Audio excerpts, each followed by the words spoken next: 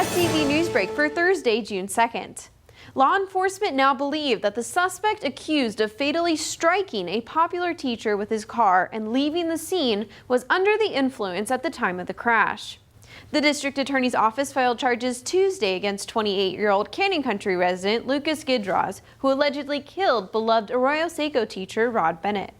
Gidraz was charged by the assistant district attorney Karen Rizzo with gross vehicular manslaughter while intoxicated and hit-and-run driving, resulting in the death or serious injury to another person. His hearing was continued until June 16th. Los Angeles County held Sidewalk CPR Day Thursday with dozens of sites all over the county spreading awareness about CPR training. 4 locations hosted the event in Santa Clarita with professionals from the Los Angeles County Fire Department, Henry Mayo Newhall Hospital, and American Medical Response. Check it out.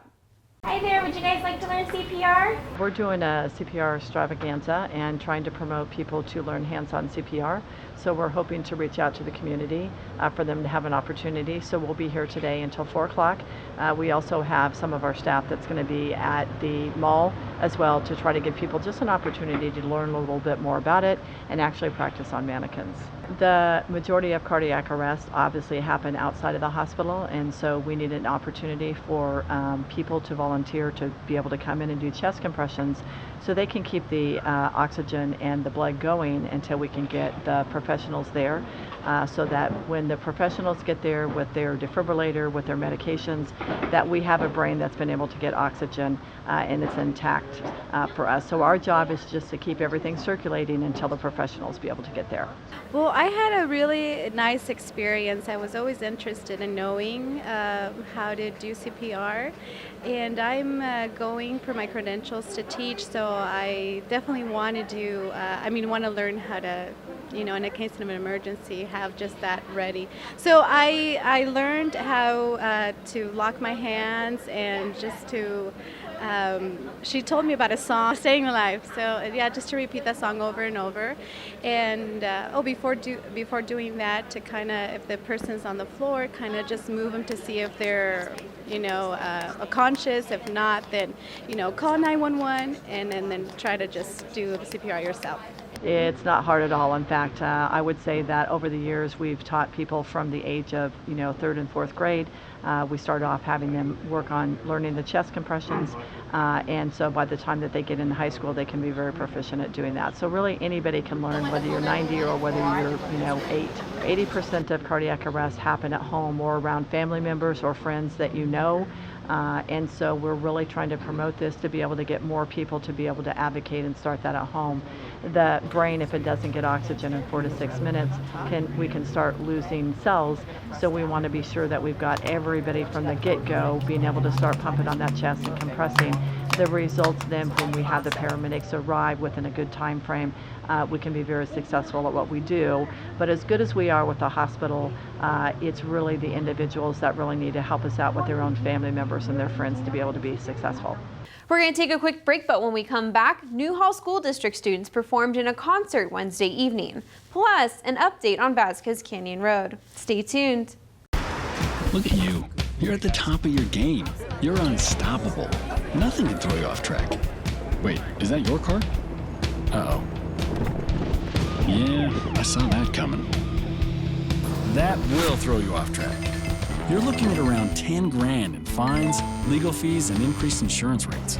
Let's try this again. Smart move. Because buzz driving is drunk driving. Hey George, there's breaking news. AM 1220 KHTS. I'm George Cummings with breaking news here in the Santa Clarita Valley. As it turns out we have an emergency situation going on. Ready in 5, 4. Breaking news from the Santa Clarita Valley. There's an emergency situation happening in Saugus right now, and our news crew is on the scene with more information.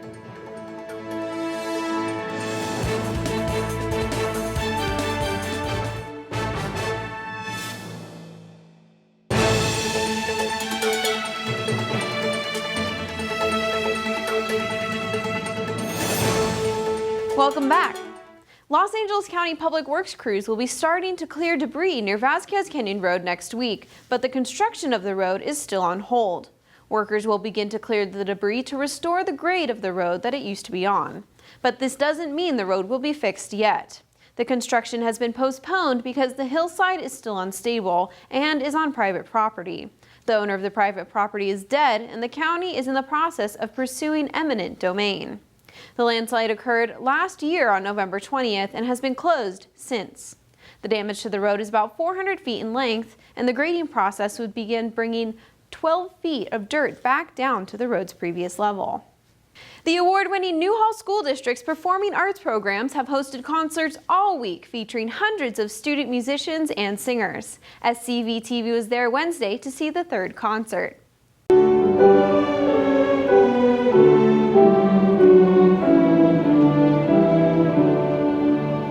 Most of these students are in their second or third year playing. We have a few phenoms that are, started when they were very young, and those are some of our soloists tonight. But the majority are products of our program, and they started as beginners in 4th grade, and this is the culmination of their second or third year playing in our groups. And yeah, it's very exciting. The 3 schools that you just heard have never played before together, so that adds an extra element of energy and excitement and unpredictability, but I'm always kind of amazed how they rise to the occasion and can never set the bar too high. They're elementary students, but they're capable of quite a lot musically. Probably to hear the progress. Every parent at some point witnesses that those initial sounds, and we plead with them to be supportive and encouraging, but a lot of them aren't the most pleasant in the beginning. They're learning how to hold the instrument and to produce a sound, and to navigate that, there are a lot of hurdles. There are squeaks and squawks, and until you learn how to refine it. And so we try to make progress very swift and methodical, and we spend a lot of time on fundamentals so that students enjoy the sounds they're producing as quickly as possible. Because if they don't enjoy it, then why would you continue? And the goal is for it to be an expressive vehicle at some point, and it's not to weed anyone out. This is elementary school, and a lot of students try a different instrument every year, and then by the time they go into junior high, they know exactly what they want to play. Now turning to weather, Thursday was hot and saw a high of 97. Overnight lows are expected to dip into the mid-60s all week, but expect 100-degree weather Friday and Saturday. Sunday is expected to cool down slightly to 92. That's all for your SCV News Break. For more local news, you can log on to scvtv.com or hometownstation.com. Thanks for watching. I'm Jessica Boyer.